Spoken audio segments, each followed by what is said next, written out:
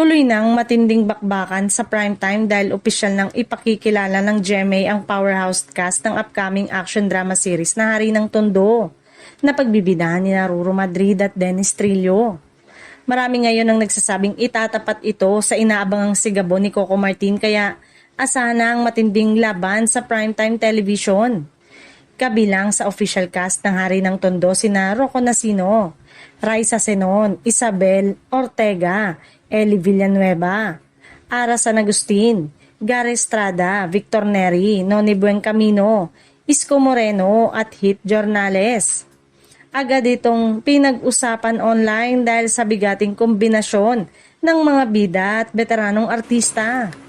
Excited din ng fans sa muling pagsasama ni na Dennis at Ruru matapos ang matagumpay nilang proyekto sa Green Bones.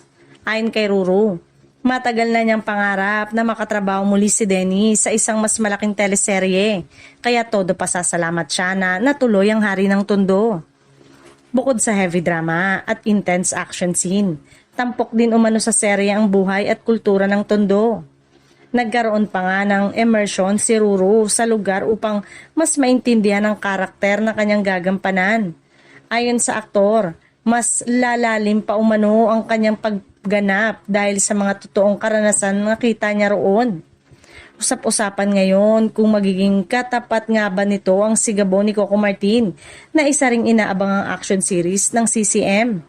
Kapwa malalaki ang cast at parehong action-pack ang konsepto kaya marami ang naniniwalang magiging mainit ang kompetisyon sa ratings at online buzz kapag sabay na itong umere. Samantala, lalo pang nadagdagan ng excitement ang Kapuso fans dahil eto rin ang official Kapuso comeback ni Raisa Senon matapos mapanood ito sa kapamilya serye na Batang Quiapo.